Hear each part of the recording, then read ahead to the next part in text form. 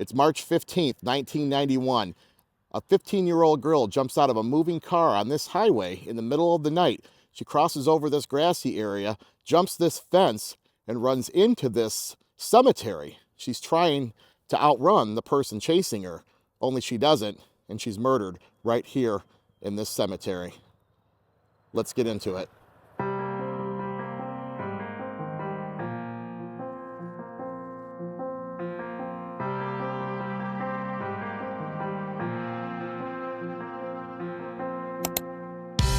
You can lead a blind man to water, but you can't make him drink.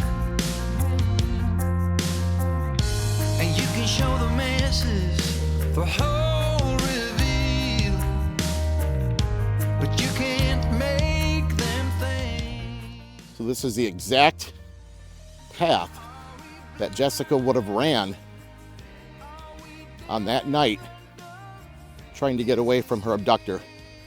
She was literally running for her life. So Jessica Lyn Keen was a 15-year-old Columbus, Ohio resident who was a really good student. She had straight A's. She was a cheerleader.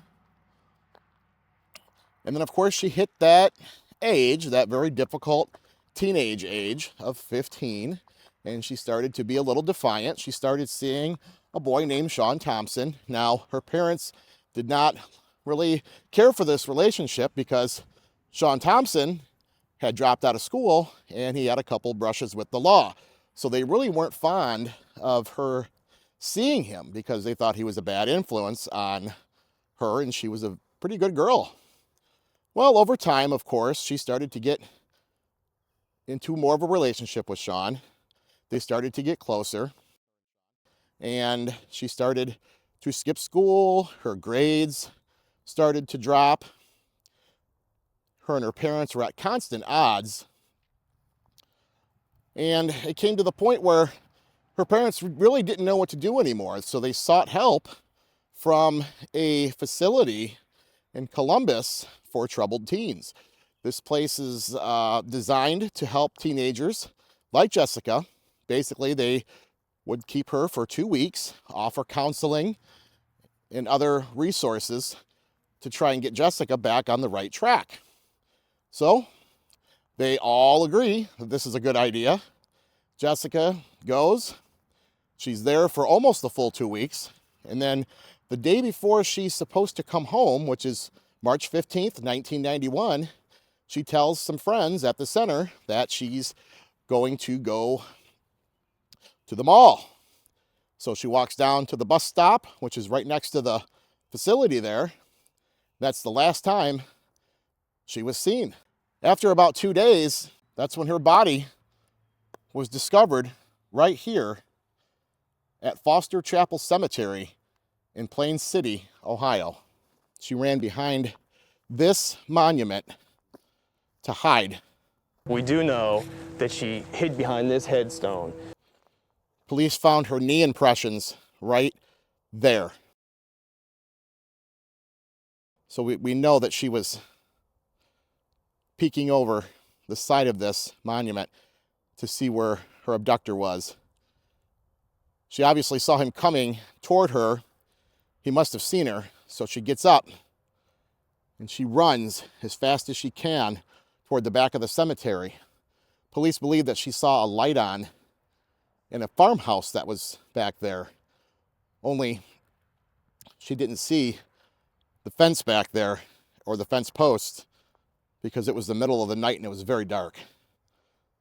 She runs into this fence post and he catches up with her. He grabs part of a tombstone that weighed 70 pounds and beat her to death with it. Her body laid here for 2 days and was found on March 17th, 1991. All of these fence posts are new, except for the one that she ran into, which is now a memorial for Jessica Keen. And it's that short post right there, and you can actually see that it's angled from when she ran into it. But that is the old fence post that she ran into and fell down. And that's where her abductor caught up with her and killed her right here.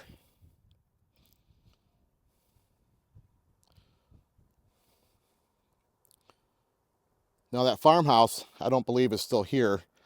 I couldn't see it from Google Maps, and there's a lot of trees and weeds and foliage back here.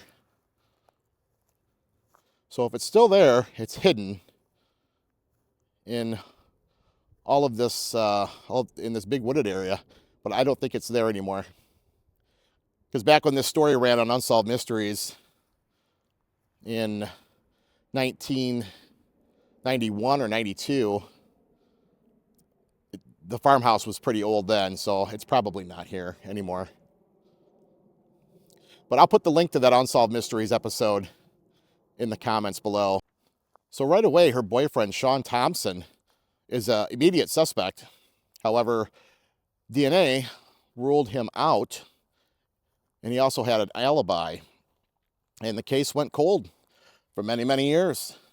Then, on March 28th, 2008, the police arrested 51-year-old Marvin Lee Smith Jr.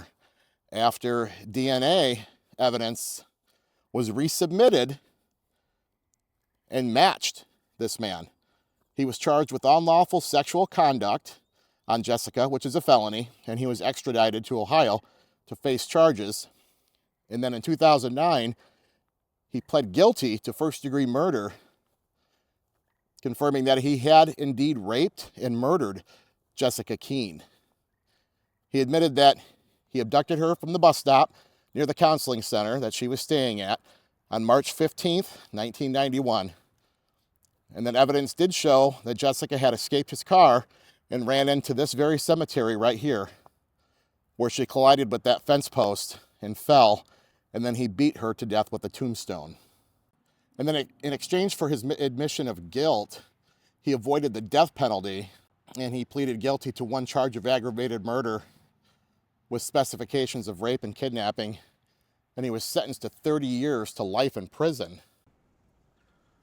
This right here would be the Huckleberry House. This is where Jessica was staying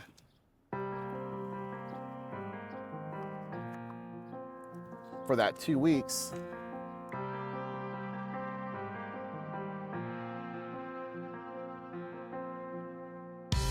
You can lead a blind man to water,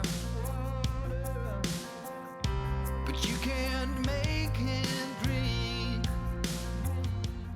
This right here is the exact area where Jessica would have been waiting for the bus when she was kidnapped. Right there. But you can't make them think. Are we blind? Are we deaf and dumb? Is this fear really what we've become? I believe with all of my heart that And we're coming up to the gravesite, final resting place of Jessica Keen, who was brutally murdered in 1991 for absolutely no reason. She was set to come back home the very next day, back to her family, with hopes of getting her life together. And this is her marker right here. Jessica Lyn Keen, September 24th, 1975 to March 16th.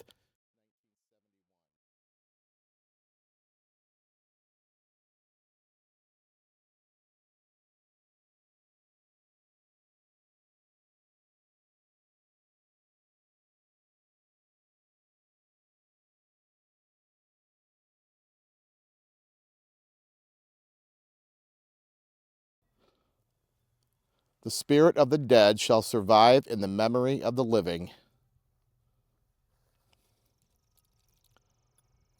Oh, wow. Look at that. It's got a picture of her in there.